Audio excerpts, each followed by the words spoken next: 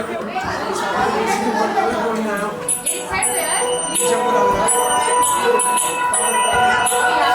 बैठ जाइए अपने अपने स्थान पे, हाथ जोड़ के विनती है सभी से, बैठ जाइए सभी।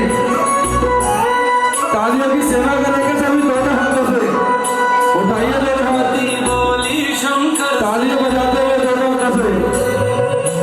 पार्वती बोली शंकर से, सुनिए भोलेनाथ जी, रहना है हर एक जन्म में मुझे तुम्हारे साथ जी, बचन दीजिए ना छोड़ेंगे कभी हमारा हाथ जी।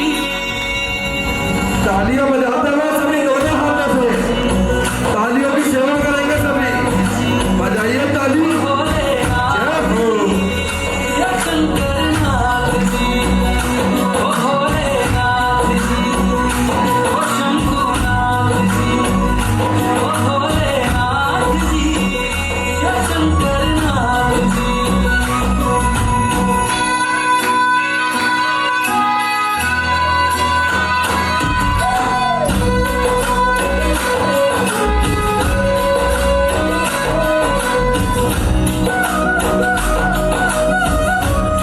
भाई तालियां बजती रहनी चाहिए सभी के हाथों से। जय हो। जैसे मस्तक पे चंदा है गंगा बसी जटाओं में, वैसे रखना है अविनाशी मुझे प्रेम की छाँव में।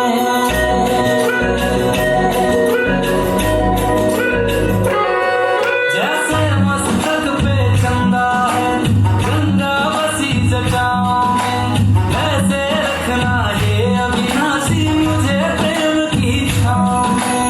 कोई नहीं तुम सा तीनों लोकों में दशो दिशाओं में, महलों से ज्यादा सुख है कैलाश की खुली हवा में। तुम हो जहाँ बहाँ होती है, तुम हो जहाँ बहाँ होती है अमृत की तालियां बजाते हुए सभी दोनों हाथों से बजाएंगे ताली, मुझे तुम्हारे मीठी मीठी तालियों से स्वागत करेंगे सभी। दीजिए ना छोड़ जय हो, कभी हमारा हाथ। क्या बात है। ओ भोलेनाथ, जय हो। ओ शंभुनाथ जी, ओ भोलेनाथ जी, ओ शंकरनाथ जी, ओ भोलेनाथ जी, ओ शंभुनाथ जी, ओ भोलेनाथ जी, ओ शंकरनाथ जी। बीच में से रास्ता छोड़ दो सभी, बच्चों को साइड कर दो भैया, बच्चों को बिठा दो।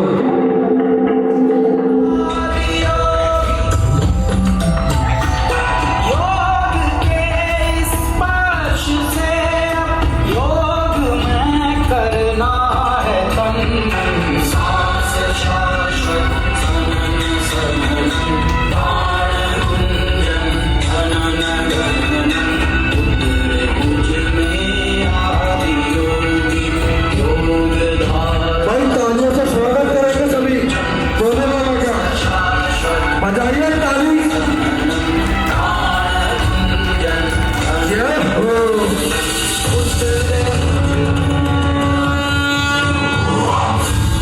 उठाएंगे दोनों हाथ, सभी बजाएंगे ताली, गोली बजाएगा ताली, उसके सपने आएगी महाकाली। जय हो। भाई तालियां बजाते हैं सभी दोनों हाथों से, क्या बात है।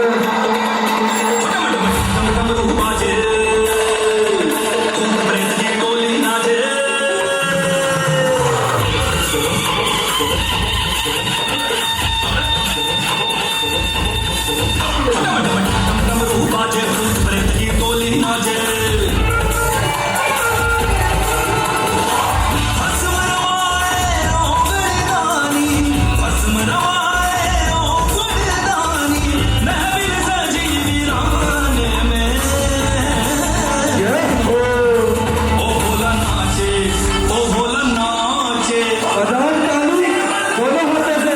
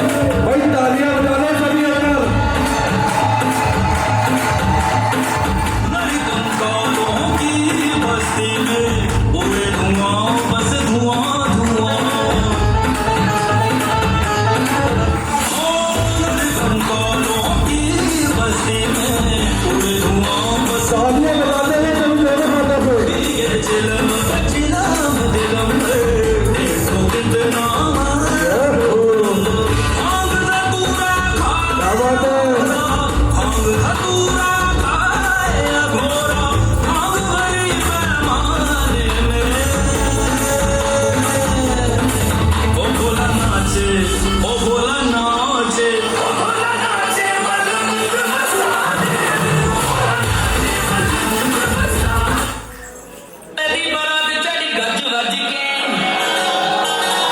ताकि और अच्छा लगेगा। आ जाइए भाई, जितने भी भाई हैं सभी आ जाइए अंदर।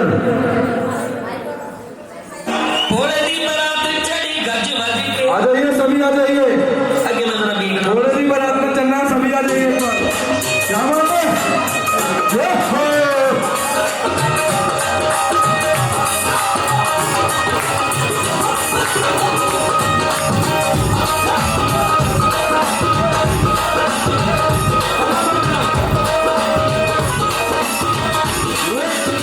भोले दी बरात चढ़ी भोले दी बरात चढ़ी ओ शिव दी बरात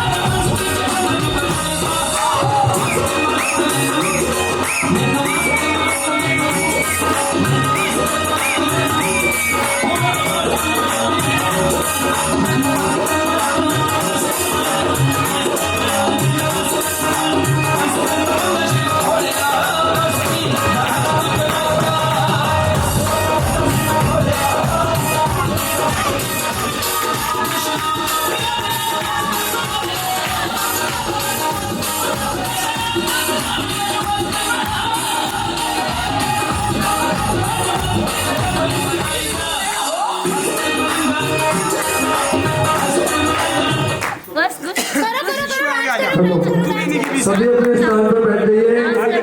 आइए महाकाली का दीदार करते हैं। सभी अपने अपने स्थान पर बैठिए।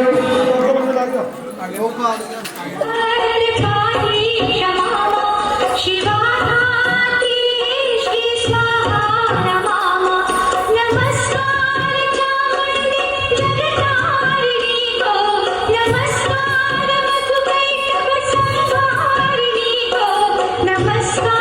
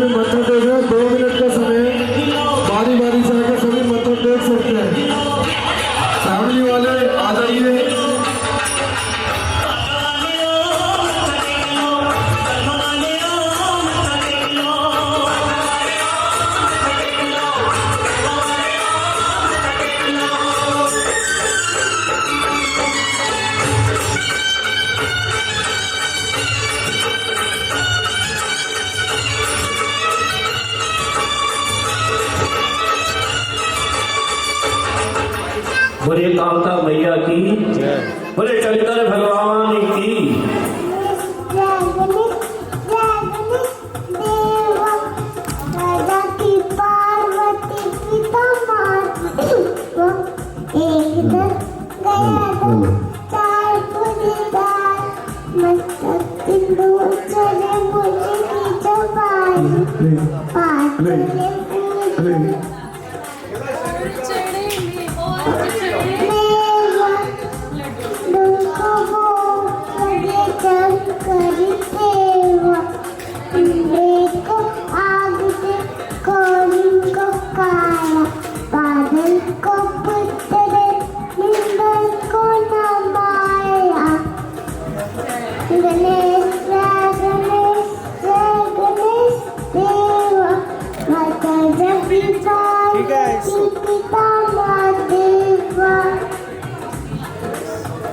तारा रानी दी अरदास तेरे बच्चिया दी अरदास प्रभाते वेले दी अरदास 201 दी अरदास प्रभाते वेले दी अरदास तारा रानी दी अरदास इनादी पूर्ण करना आस इना तो लख बनावी इना तोड़ कदे ना पावी नाले चरना दे नल नावी वर दे वरातिए वरदातिए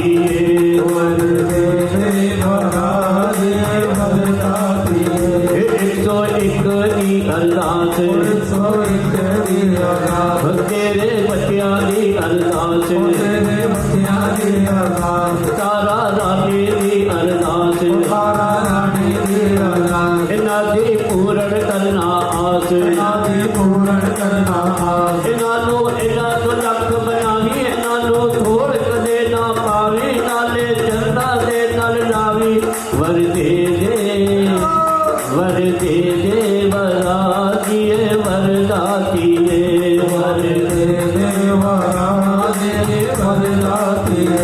101 दी अरदास के परवीन दी अरदास वो बिगड़ा बच्चे दी अरदास इना दी पूर्ण करना आस तारा रानी दी अरदास प्रभात वेले दी अरदास इना दी पूर्ण करना आस इना तो लख बनावी इना थोड़ कदे ना पावी नाले दर्शन रोज करावी वर दे वरातिए वरदातिए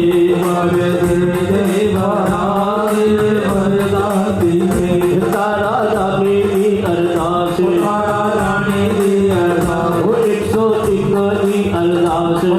101 दी अरदास तेरे सेवक दी अरदास तेरे भगता दी अरदास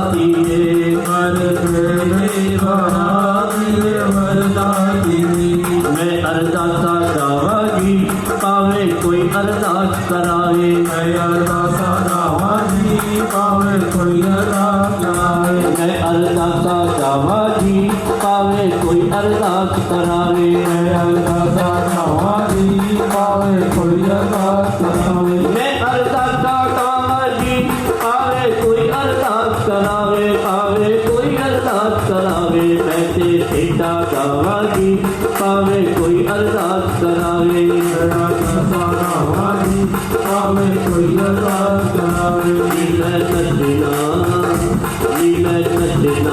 दे दे। मैं सतना मोह लेना आज मैनू नच लैंदे। नच लैन दे नी मैनू नच लैन दे। नच लैंदे नी मैनू नच लैंदे। नच लैन दे नी मैनू नच लैन दे। नच लैंदे नी मैनू नच लैंदे। मैं नचना मोहन दे नाल अज मैनू नच लैन दे। मैं नचना मोहन दे नाल आज मैनू नच लैंदे। वो नच लैन दे नी मैनू नच लैन दे। नच लैंदे नी मैनू नच लैंदे। नच लैन दे नी मैनू टप लैन दे।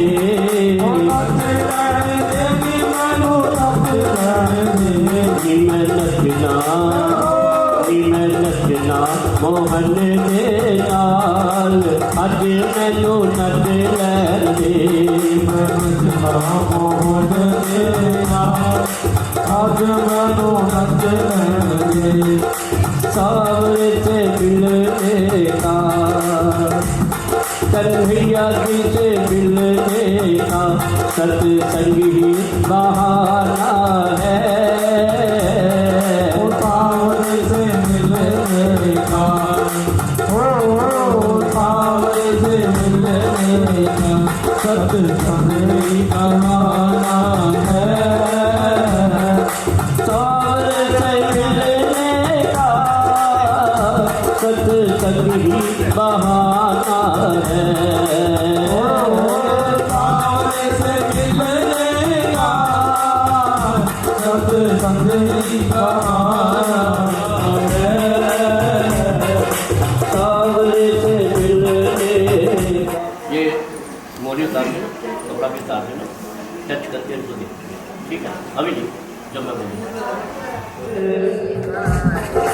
तूने वाली बाबा कर के तेरा थोड़े वाली बात करके तूने वाली बाबा कर के मेहंदी वाले हाथ कर के। थोड़े वाली बात करके नदी वाले हाथ करके। बेटा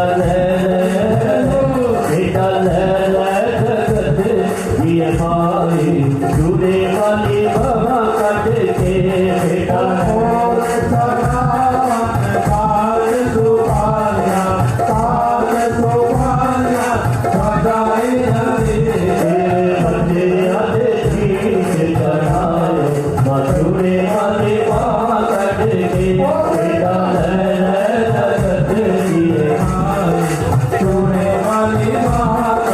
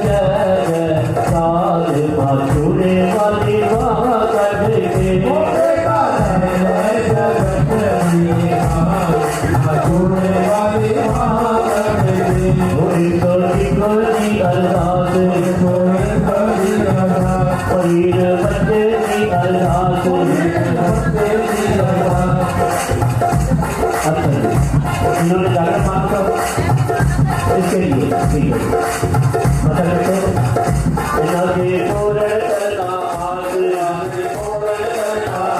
इनानू इना कल्ला बनावे इनानू छोड़ दे ना पावे नाले चलना दे ललतावे वरदे बना दिए वरदा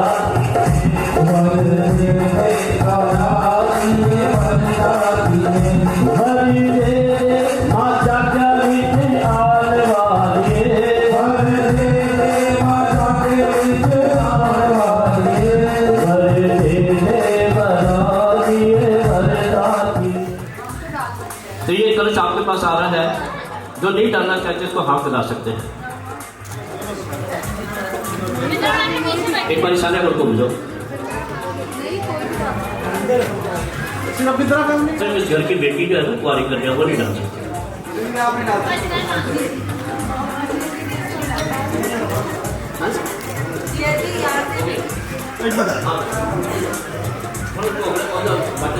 आप सुनोगे तो बड़ा आनंद आएगा, क्योंकि तारा रानी कथा का बड़ा महत्व है। जो को किसी का कोई काम नहीं बन रहा, अड़चन आ रही है, काम से ब्याह शादी की अड़चन आ रही है, यहाँ परिवार से दुख तकलीफ है, क्लेश है बड़ा, बैठ जाओ इतने माँ के चरणों च सच्ची जिद नाल माँ की जोत का ध्यान रख के माता रानी को माता रानी असीं तेरे चरणों च बैठे हैं और साडा अगर ये कार्य पूरा हो जाएगा ना, असीं जिस तरह तेरे नाम का इतने बैठ के जागरण करा रहे हैं, चौकी करा रहे हैं या माँ कुछ भी करा रहे हैं, तेनों आके चढ़ा देवांगे। सच्ची भावना नाल बैठोगे तो कुछ ना कुछ जरूर रह के जाओगे, मेरा दावा है। द्वापर युग के विच सारे पंजाबी ने ना कि हिंदी च सुनावा, चलो हिंदी में सुनाता हूँ, सभी को समझ में आ जाएगी।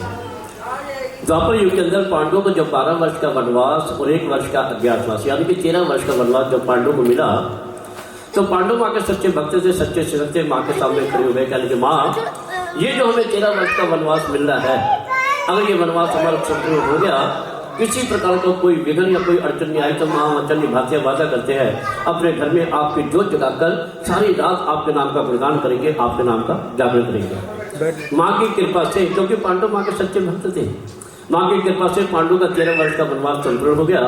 तो पांडव ने फिर अपना वचन निभाया, अपने घर में माँ की जोत जगाई और जितने भी देवी देवता ऋषि मुनि संत भगतजन थे सबको घर घर जाकर निमंत्रण दे रहे हैं, न्योता दे रहे हैं, संदेशा दे रहे हैं कि आज हमारे घर में माँ का जागरण है, आपने जरूर आना है। आज हमारे घर में माँ का जागरण है, आपने भी आना है। आज हमारे घर में माँ का जागरण है, आपने भी आना है। एक एक करके जब सभी को संदेशा दे दिया, एक अकेले दुर्वासा ऋषि बच गए। तो पांचों पांडव मिलकर बैठ के कहने कि भाई ऐसा है कि दुर्वासा ऋषि बहुत ही गुस्से वाले हैं, बहुत ही क्रोधित स्वभाव के हैं। अगर हम पांचों भाई मिलकर उनके पास गए और उनके प्रति अगर हमसे कोई छोटी मोटी गलती या छोटी मोटी कोई भूल हो गई, तो दुर्वासा ऋषि के एकदम झट से श्राप दे देते हैं। और हम नहीं चाहते कि हमारे जागरण में किसी प्रकार का कोई विघ्न या कोई कष्ट या कोई क्लेश आए। भाई उनको संदेश ही देना ना। दूतों को तैयार किया, कहने उठो दूतों जाओ और जाके दुर्वासा ऋषि को निमंत्रण दे आओ कि आज हमारे घर में माँ का जागरण है। दूत उठे, सीधे दुर्वासा ऋषि की कुटिया में पहुंच कर दुर्वासा ऋषि को नमस्कार किया, प्रणाम किया। कहने के ऋषिवर, आज पांडवों ने अपने घर में माँ की जोत जगाई है, माँ का जागरण करा रहे हैं, आपको उन्होंने निमंत्रण भेजा है, शाम को ठीक समय पर आपने पांडवों के घर में पहुंच जाना है। अब दुर्वासा ऋषि जी ने सहज भाव से ऐसे पूछ लिया कि भाई कौन कौन आ रहा है जागरण में, किस किस को कह के आ रहे हो, कौन कौन से भजन गायक कलाकार आ रहे हैं, जरा हमें भी तो बताओ ना। कहते हमें कुछ नहीं पता, हमें तो सिर्फ आपके पास भेजा है, बाकियों को तो पांडव खुद घर घर जाकर सभी को निमंत्रण दे गए हैं। बस इतनी बात कहने की देर थी, दुर्वासा ऋषि एकदम गुस्से से लाल पीले हो गए। कहने की क्या बात, पांडव घर घर जाकर सभी को निमंत्रण दे के आए हैं और मेरे अकेले को एक दूतों के द्वारा संदेश दिया जा रहा है। अरे मैं कोई इतना नीच, मैं कोई इतना गिरा हुआ हूँ जो पांडव मेरे घर तक नहीं आ सके। कहने को दूतों उठो और दौड़ जाओ और जाके पांडव से कह देना उन्होंने खुद ना आके जान के मेरा अपमान किया है, अब मैं उनके जागरण में नहीं आऊँगा। अरे मेरे अंदर तो इतनी शक्ति, इतनी भक्ति है कि मैं अकेला ही उनका जागरण संपूर्ण करा सकता था, लेकिन खुद उन्होंने ना आके जान के मेरा अपमान किया है, अब मैं उनके जागरण में नहीं आऊँगा। दूतों ने फटाफट नमस्कार किया, प्रणाम किया, वापस आके पांडव को सारा हाल सुना दिया। पांडव कहने लगे आपने उनको निमंत्रण दे दिया, कि आज हमारे घर में माँ का जागरण। कहते हाँ जी निमंत्रण दे दिया। कहते बस आपकी ड्यूटी खत्म, आप कोई और काम देखो। अब इधर जब शाम का समय हुआ, जिन जिन को भी निमंत्रण मिला था सभी आपके पांडु के घर में इकट्ठे होने लगे। और जैसे हम इकट्ठे होते हैं ना, एक दूसरे का हाल चाल पूछते हैं, और जो खास व्यक्ति नजर आए तो उसके बारे में भी पूछते हैं। इसी तरह सभी एक दूसरे को देख रहे हैं, कहने कि हम सभी नजर आ रहे हैं, लेकिन क्या बात आज दुर्वासा ऋषि जी कहीं नजर नहीं आ रहे। आपने उनको कहीं देखा क्या? कहते मैंने तो नहीं देखा। आपने? कहते मैंने भी नहीं देखा। आपने? कहते मैंने भी नहीं देखा। पांडव से पूछा गया क्या बात आपने आज दुर्वासा ऋषि को निमंत्रण नहीं भेजा? कहते जी निमंत्रण तो उनको कब का मिल चुका है, और जो माँ के भक्त होते हैं जिनको माँ का न्योता निमंत्रण संदेशा मिल जाता है ना, वो रुकता नहीं, वो तो दौड़ा चला आता है। भाई माँ की जो जगह आप जागरण शुरू क्यों नहीं कर रहे हैं? अब इधर जागरण शुरू हो गया और उधर दुर्वासा ऋषि जी अपने कुटिया में बैठे अपने मन से बातें कर रहे हैं कि आज मैंने गुस्से से क्या कह दिया, मैं जागरण पे नहीं आऊँगा। क्योंकि पहले जागरण रोज रोज नहीं हुआ करते थे, कई सालों बाद सभी देवी देवता इकट्ठे होकर माँ की जोत जगा के माँ के सामने बैठ के माँ के नाम का गुणगान करते थे। कहते आज पता नहीं कितने समय बाद तो माँ का जागरण हो रहा है और मैंने गुस्से से कह दिया मैं नहीं आऊँगा। और जब से मुझे पता लगा है अब मेरा मन भी कैसा हो रहा है, मेरा मन कर रहा है कि कब मेरे पर लग जाए और मैं उड़ के जल्दी से जाकर माँ का दर्शन माँ का दीदार कर लूँ, लेकिन मैं कैसे जाऊँ? मैंने तो गुस्से से कह दिया मैं जागरण पे नहीं आऊँगा। और अगर मैं ऐसी मानस चोरी में जाता हूँ तो सभी मुझे पहचान लेंगे, कहेंगे वाह बड़ा ऋषि बना करता है। पहले कह दिया मैं नहीं आऊँगा और अब अपने आप आ भी गया। मुझे उनसे लज्जित, मुझे उनसे अपमानित होना पड़ेगा और भगवती मुझसे अपमान बर्दाश्त नहीं होगा, क्योंकि मेरा स्वभाव ही ऐसा है। माँ मैं तेरा दर्शन करना चाहता हूँ, मैं तेरे भजन सुनना चाहता हूँ। माँ मुझे कोई ऐसा रूप दे दे जिससे मुझे कोई पहचान ही ना सके और मैं सारी रात आपका दर्शन करता रहूँ, आपके भजन सुनता रहूँ। माँ की कृपा हुई। माँ की कृपा से दुर्वासा ऋषि जी ने अपने शरीर को एक सुंदर से पंछी का रूप में ढाल लिया, रंग बिरंगा पंछी का रूप बना लिया कि मैं आया अम्बे पंछी का रूप बना आया, सोने की चोंच पैरों में पाजेबे मतलब छम छम करता आया, मैं आया अम्बे पंछी का रूप बनाया। देख माँ मेरे से रहा नहीं जा रहा, देख मैं तेरा दर्शन करने के लिए क्या रूप बना के आ रहा हूँ। अब मुझे किसी की परवाह नहीं, किसी मुंडेर किसी टहनी किसी पेड़ पर बैठकर मैं सारी रात आपका दर्शन करूंगा, आपका दीदार करूंगा, आपके भजन सुनूंगा। अब पंछी रूपी दुर्वासा ऋषि जी उड़ने लगे। उड़ते उड़ते उड़ते जैसे आधे रास्ते में पहुंचे तो मन में एकदम अहंकार सा आ गया कि मैं तो बड़े चाव से बड़ी खुशी खुशी उड़ता हुआ दौड़ता हुआ कहाँ जा रहा हूँ? पांडु के घर में, जिन्होंने मेरा अपमान किया है। क्यों ना मैं आज भरी सभा के अंदर अपने अपमान का बदला ले लूँ, फिर पता नहीं मौका लग या ना लगे। अब तो तारीफ बात है। जैसे ही गलत विचार उस पंछी रूपी दुर्वासा ऋषि के दिमाग में आया, उसकी नजर धरती पर पड़ी तो एक मरा हुआ सांप नजर आया। कहने लगा आज तो बात बन गई, आज यही मरा हुआ सांप जहां पर जागरण का प्रसाद बना होगा, इस मरे हुए सांप को प्रसाद में गिरा के, क्योंकि मैं तो पंछी उड़ता हुआ आगे निकल जाऊंगा, मेरा में क्या बिगाड़ देगा। ऐसा मन में विचार आते ही उस पंछी ने अपने पंजे में सांप को उठाया और उड़ता हुआ देखता चला जा रहा कि प्रसाद कहाँ बन रहा है। जाके पीपल के पेड़ पे बैठ गया। क्यों? क्योंकि पीपल के पेड़ के नीचे भट्ठी लगी थी, ऊपर कढ़ाई रखी थी। उस समय खीर का भोग माँ को लगाया जाता था। दो भक्तों की ड्यूटी लगी है, दोनों भक्त खीर को तैयार कर रहे हैं, साथ में जय माता दी करते जा रहे हैं। थोड़ी देर खीर को छोड़ना और झूमते हुए नाचते हुए जय माता दी करते करते आके पंडाल में बैठ जाना, माँ की भेंटें सुननी और झूमते हुए नाचते हुए जय माता दी करते करते फिर वापस चले जाना और जाके फिर प्रसाद को तैयार करने में पड़ना। उस पंछी ने जगह कमाया और पीपल ऊपर आसन लगाया, चारों तरफ नजर दौड़ाई, देखा कोई मुझे देख तो नहीं रहा। जो उसको पक्का यकीन हो गया कि इस समय जितने भी भक्तजन जो दाएं बाएं इधर उधर घूम रहे हैं, सभी जाके पंडाल में बैठ गए हैं। और इस समय जो दोनों भगत प्रसाद तैयार करने वाले हैं, ये भी प्रसाद को छोड़ के ये भी जाके पंडाल में बैठ गए। सभी भक्तजन झूम रहे हैं, नाच रहे हैं, जय जयकार कर रहे हैं। इस समय प्रसाद के पास कोई भी नहीं, मौका है, समय है। उस समय पंछी ने अपना पंजा ढीला किया, पंजे में जो सांप था उस खीर के अंदर, उस कढ़ाई के अंदर गिरा दिया। बोलिए सच्चे दरबार की। जैसे ही सांप खीर के अंदर गिरा, खीर थी उस समय कच्ची पक्की, सांप गिरती जाके कढ़ाई की तैरने लग गया। लेकिन सारे दृश्य को कौन देख रहा है? एक छोटी सी छिपकली पीपल के पेड़ के साथ ये सारा दृश्य देख रही है। कह रही माँ ये जो भोजन, ये जो प्रसाद तैयार किया जा रहा है, आपको भोग लगने के बाद सभी भक्तों को बांटा जाना है, लेकिन किसी को नहीं पता। सिर्फ मैंने अपनी आंखों से इसके अंदर सांप को गिरते हुए देख लिया है। और भगवती अगर ये प्रसाद भक्तों को बांट दिया और भक्तों ने इस प्रसाद को खा लिया, क्योंकि ये प्रसाद जहरीला हो चुका है, और भक्तों को कुछ हो गया तो सारा पाप मुझे लग जाएगा, क्योंकि मैंने अपनी आंखों से इसके अंदर सांप को गिरते हुए देख लिया। लेकिन मैं क्या करूं, छोटा सा मेरा शरीर है, छोटी सी मेरी जीवा है, छोटे छोटे मेरे हाथ पैर है। अगर मैं भक्तों को आवाज मार के बताना भी चाहूं तो भक्त मेरी आवाज नहीं पहचान पाएंगे। माँ मुझे शक्ति दे, मुझे भक्ति दे, जिससे मैं तेरे सभी संतों भक्तों की जान बचा सकूं। ये छोटी सी छिपकली कौन थी?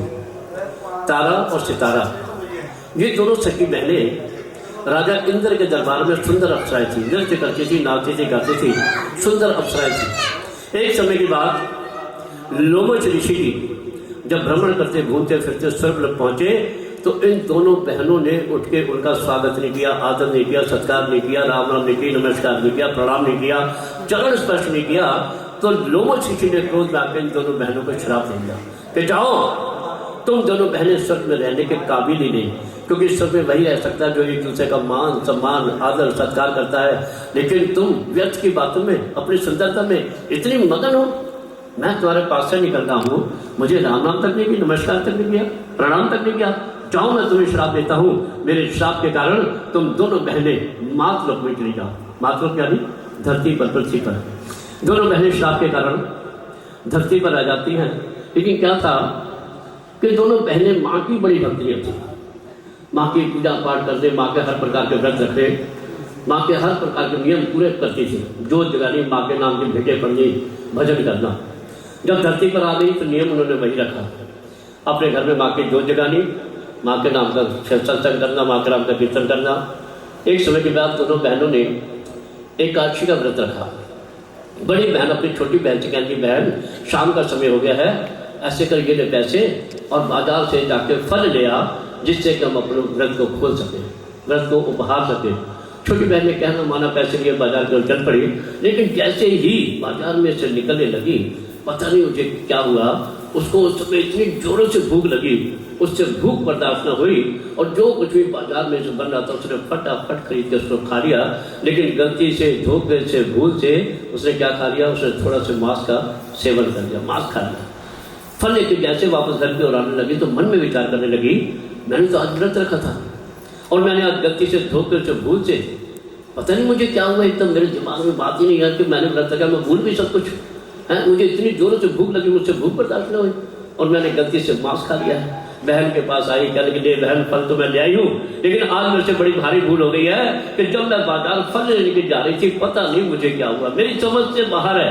मुझे उस समय इतनी जोरों से भूख लगी, उससे भूख बर्दाश्त न हुई और मैंने गलती से, धोखे से, भूल से थोड़ा सा मांस खा लिया है। तारा कहने की नीच। सुबह से शाम हो गई, माँ की जोत जगाते, माँ को माँ माँ करके पुकारते रहे और शाम का समय तक व्रत खोलने का। ये मांस खा के तूने अपना तो व्रत भंग कर ही लिया और तूने मुझे सुना के मेरा भी व्रत भंग कर दिया है। जा नीच, अगर तुझे मांस खाने का इतना ही शौक है तो मैं तुझे श्राप देती हूँ, आने वाले जन्म में, अगले जन्म में तो छिपकली योनि में जाएगी, कीड़े मकोड़े मांस ही खाती रहेगी। छोटी बहन हाथ जोड़ के खड़ी हो गई, कहने की बहन ये जो आपने श्राप दिया ये तो रहेगा अटल, ये टलेगा नहीं। मुझे पता है आपके मुख से जो शब्द निकल जाता है अटल हो जाता है, लेकिन एक बहन होने के नाते सिर्फ मुझे इतना बता दीजिए कि क्या मैं हर जन्म में छिपकली बनती रहूँगी, कभी मेरा उद्धार भी होगा। कहते हैं भक्तों को तो दया आ जाती है। तो तारा क्या कह रही है, देखिए ये सत्युग की बातें हैं। तारा कह रही है कि द्वापर युग के अंदर पांडव अपने घर में माँ का जागरण कराएंगे। उस जागरण के अंदर, उस यज्ञ के अंदर अगर तुम अपनी आहुति दे दोगी तो श्राप से मुक्त हो जाओगी। वही छोटी छिपकली पीपल के पेड़ के साथ चिपकी है, सारा दृश्य देख लिया। कहेंगे माँ ये जो भोजन, ये जो प्रसाद तैयार किया जा रहा है, आपको भोग लगने के बाद सभी भक्तों को बांटा जाना है, लेकिन किसी को नहीं पता। मैंने अपनी आंखों से इसके अंदर सांप के गिरते हुए देख लिया है। जैसे दोनों भगत प्रसाद तैयार करने वाले जय माता जी करते आ रहे हैं, भक्ति में इतने मगन हैं, आते एक खीर को हिलाने लग पड़े, लेकिन उनको ये नहीं पता कि इसके अंदर सांप गिरा हुआ है। खीर को हिलाते जा रहे हैं साथ में जय माता, क्यों भक्ति में इतने मगन हैं, उनको ये नहीं पता कि इसके अंदर सांप गिरा हुआ है। सांप खीर को हिलाते जा रहे हैं साथ में जय माता जी करते जा रहे हैं। जब छिपकली ने देखा कि दोनों भक्तों की नजर बिल्कुल खीर के ऊपर टिकी हुई है, उस समय छोटी छिपकली ने माँ को याद किया और उन दोनों भक्तों की आंखों के सामने एकदम खीर के अंदर छलांग लगा। जैसे ही छिपकली खीर में गिरी, दोनों भक्तों ने एकदम शोर मचा दिया कि छिपकली कढ़ाई में गिर गई, देवाजी भोजन तो हो गया खराब। क्रोध कपट विच आन के देवाजी ऋषिया ने दे दिता श्राप कि जा नीच, तूने इस प्रसाद में गिर के, क्योंकि अब इतना समय नहीं है जो दूसरा प्रसाद जितनी जल्दी से तैयार किया जा सके, तूने इस समय इस प्रसाद में गिर के बड़ा नीचों वाला काम किया है, जा तेरा नीचों के घर में ही वास हो। कहने के संतो भक्तों, अब ये प्रसाद में आपको भोग लगाने की योग्य नहीं, भक्तों को बांटने के काबिल नहीं, एक खड्डा करो और सारा का सारा प्रसाद उस खड्डे में पलट के ऊपर से मिट्टी डाल दो, जिससे कोई गलती से धोखे से भूल से कोई पक्षी कोई जानवर भी इस जहरीले प्रसाद को खा ना ले। उस समय खड्डा किया गया और जैसे ही कढ़ाई का प्रसाद उस खड्डे में पलटने लगे तो क्या हुआ, छिपकली नीचे तब जो सांप था वो ऊपर आ गया। जब सभी संत भक्तों ने सांप को देखा, कहने लगे ओफो, ये हमसे क्या भूल हो गई, क्योंकि छिपकली को गिरते तो हमने सबने देख लिया, लेकिन सांप को गिरते हमने किसी ने नहीं देखा था। इसका मतलब इस छिपकली ने हमारी आंखों के सामने गिर के हम सबकी जानें बचाई हैं, लेकिन हमने गलती से धोखे से भूल से इसको श्राप दे दिया कि जा नीच, तेरा नीचे घर में वास हो। अब जो हमने श्राप दे दिया वो तो रहेगा, टलवट टलेगा नहीं, लेकिन इसने हम सबकी जानें बचाई हैं, इसलिए हम इसको एक वरदान देना चाहते हैं। और छोटी छिपकली को खीर में से निकाला, गंगा जल स्नान करा के लाल कपड़े में लपेट के माँ के चरणों में रख के कह के, माँ आज हमसे बड़ी भारी भूल हो गई है, इस छिपकली ने तो हम सबकी जानें बचाई हैं, लेकिन हमने गलती से धोखे से भूल से इसको श्राप दे दिया है कि जा नीच, तेरा नीचो घर में वास हो। अब जो हमने श्राप दे दिया वो तो रहेगा, टलवट टलेगा नहीं, लालन पालन तो वो नीचों के घर में होगा, ये हमारा श्राप है, लेकिन इसका जन्म कन्या के रूप में राजा के घर में होगा, ये हमारा वरदान है। तो छोटी छिपकली ने कहा जन्म लिया, राजा स्पर्श के घर में। राजा स्पर्श जिसके घर में 2 कन्याओं ने जन्म लिया। सबसे पहले जब कन्या ने जन्म लिया, राजा ने अपने विद्वानों को बुलाया, पंडितों को बुलाया, कहने लगा देखो भाई मेरे घर में कन्या ने जन्म लिया, इसके भाग्य क्या कहते हैं। पंडितों ने जैसे किताबें निकाली, देखा, कहने लगे राजा ये तो कन्या तेरे लिए बड़ी भाग्यशाली है, रहती दुनिया तक तेरा नाम अमर कर देगी। और समय अनुसार दूसरी कन्या ने जन्म लिया। राजा ने फिर अपने विद्वानों को बुलाया, पंडितों को बुलाया, कहने लगा देखो भाई मेरे घर में दूसरी कन्या ने जन्म लिया, अब इसके भाग्य क्या कहते हैं। पंडितों ने कैसी किताबें निकाली, देखा, कहने राजा अब देर मत कर, जितनी जल्दी हो सकता है जल्दी से जल्दी इस कन्या को मरवा दो। राजा कहने लगा भाई क्यों। कहने राजा जी आपकी भलाई के लिए कह रहे हैं, क्योंकि इसका लालन पालन नीचों के घर में लिखा है, और राजा जी कन्या अगर आपके घर में रहने लगी, पलने लगी, बढ़ने लगी, हो ना हो आपके ऊपर कोई ऐसा कलंक, ऐसा कोई दाग लग जाए जिससे लोग आपको नीच नीच करके धक्के मार के महलों से बाहर निकाले, क्या वो समय आपको अच्छा लगेगा। इस कन्या के कारण ये विपदा आपके ऊपर आ सकती है, अगर ये कन्या आपके घर में रहने लगी, पलने लगी, बढ़ने लगी। राजा कहने लगा फिर क्या करना चाहिए। कहते छोटी सी कन्या मरवा दो, ना रहेगा बांसुरी, ना बजेगी बांसुरी। राजा कहने लगा नहीं, कन्या मारना महापाप है, कुल नरकों को जाए। अरे मेरी तो कई कुल नरकों को चली जाएगी। कहने ठीक है राजा जी, आप हमारे राजा, हम तो आपकी प्रजा है, आप जैसा कहोगे हम तो फिर वैसे ही करेंगे। कहने लगे भाई आप लोग इतने विद्वान हो, पंडित हो, कोई ऐसा सरल उपाय निकालो जिससे इस कन्या को भी कुछ ना हो, इससे मुझे छुटकारा भी मिल जाए। आप उसे बैठकर सलाह मशवरा किया। कहने राजा फिर ऐसे कर, अगर इस कन्या से छुटकारा चाहते हो तो लकड़ी का एक संदूक बनवा दो और उसके ऊपर हीरे मोती रतन जड़वा दो, और जो दान दहेज शादी समय आपने कन्या को देना है उस दान दहेज के रूप में कुछ हीरे द्वारा संदूक में रख के कन्या को उठाइए, कन्या भी संदूक में बंद करके संदूक को ताला लगाइए और संदूक को उठा के चलते हुए पानी नदी में छोड़ दीजिए। कहीं ना कहीं बहता हुआ संदूक दूर निकल जाएगा और कोई ना कोई हीरे जवाहरत के लालच में संदूक को पकड़ने के साथ में कन्या को भी पा लेगा। राजा कहने का ये ठीक है। राजा ने फटाफट से लकड़ी का एक संदूक बना लिया, उसके ऊपर हीरे मोती रतन जड़वा लिए, कन्या को संदूक में बंद करके कुछ हीरे द्वारा संदूक रख के संदूक को ताला लगाया और संदूक को उठाकर चलते हुए पानी नदी में छोड़ दिया। अब छोटी सी कन्या संदूक के अंदर बंद, क्योंकि माँ की भक्तनी थी, माँ से बातें करने की, कही माँ हूँ तो मैं तेरी बच्ची, दुख दे चाहे सुख दे मैं तो हंस के झेल दूंगी, लेकिन माँ तू मेरी माँ और मैं तेरी बेटी, मुझे कुछ दुख हो माँ देखती रही ऐसा कभी हो नहीं सकता, और माँ मुझे भव सागर से पार लगाओ। धीरे धीरे करते करते बहता बहता समझो कहाँ पहुँच गया, हरिपुर शहर, काशी के नज़दीक नदी के किनारे छोटा सा माँ का मंदिर। उस मंदिर में रोज एक पंडित जी पूजा पाठ के लिए और एक भीड़ छोटी जाति का उस मंदिर में झाड़ू बहारी सफाई करने के लिए आया करता था। प्रभात का समय तो हीरे जवाहरात सभी चमकने लग पड़े। अब पंडित जी ने देखा कि नदी के अंदर जो इतनी चमकती हुई चीज़ें जा रही है, ऐसा लगता है तो बहुत कीमती चीज़ है, देखना चाहिए क्या चीज़ है। पंडित जी नदी में उतर जाते हैं, संदूक की ओर बढ़ते हैं, लेकिन जैसे जैसे संदूक की ओर बढ़ रहे हैं संदूक उनसे और दूर होता चला जा रहा है। क्यों? क्योंकि संदूक में जो कन्या बंद है उससे श्राप है कि जा नीच तेरा नीचे घर में वास हो। तो पंडित जी हाथ कैसे लगती? धीरे धीरे करते करते पंडित जी जब गहरे पानी में पहुंच गए, गोते से खाने लग पड़े, देखा संदूक और गहरे पानी की ओर बढ़ता चला जा रहा है, आगे और गहरा पानी है। तो पंडित जी ने भील को आवाज लगाई, जो मंदिर में झाड़ू बुहारी लगा रहा था, कहते भील अगर आवाज सुनता तो दौड़ गया। भील ने जैसी आवाज सुनी, कहने लगा पंडित जी नहाने गए थे, कहीं ऐसा तो नहीं जो डूब रहे थे, जोर जोर से मुझे आवाजें लगा रहे हैं। भील एकदम दौड़ा दौड़ा आया, नदी में छलांग लगाई और पंडित जी को पकड़ने लगा। पंडित जी कहने लगा मुझे हाथ मत लगाना, मैं तो जैसे जैसे हाथ मार के बाहर निकल जाऊंगा, लेकिन जी वो जो चीज ऐसी चली जाती है पहले उस चीज को पकड़ ले। भील उस चीजों में पानी में डुबकी लगाई, संदूक के पास पहुंच गया और माँ की कृपा हुई, संदूक एकदम वहीं का भील रुक गया। भील ने पकड़ के संदूक बाहर के निकाल के ले आया। पंडित जी बाहर आ गए। भील कहने लगा लो पंडित जी ये मैं संदूक निकाल के ले आया हूँ, ये लीजिए से आप अपने घर ले जाइए। पंडित कहने लगा भाई मैं क्यों लेके जाऊँ, इतने गहरे पानी में पहुंच के निकाल के तू लेके आया है, इसमें मेरा हक नहीं भाई, इसमें तेरा हक है, इसे तू इसे अपने घर ले जा। कहने लगा पंडित जी इतनी जोर जोर से आवाजें आपने लगाई हैं, अगर आप आवाज ना लगाते तो मैं आने वाला थोड़ी था, आपने इतनी जोर जोर से आवाजें लगाई है, इसलिए इस पर मेरा हक नहीं, इस पर आपका हक है, इसे आप अपने घर ले जाओ। देखो उस समय कितनी सच्चाई थी। हीरे ज्वारत का संदूक ना पंडित जी ले जाने को तैयार, ना भील ले जाने को तैयार। और आजकल से पंडित ने निकल कह के देख लो, पंडित जी संदूक है हीरे ज्वारत वाले रह जाओ। पंडित जी फटाफट तोसी खोलन के संदूक बनन के पीछे मुड़ के भी देख रहे है ना। लेकिन देखो उसमें कितनी सच्चाई, कहते हम आपस में लड़ झगड़ क्यों रहे हैं, ऐसे करते इसके दो हिस्से कर देते हैं, एक हिस्सा तेरा एक हिस्सा मेरा।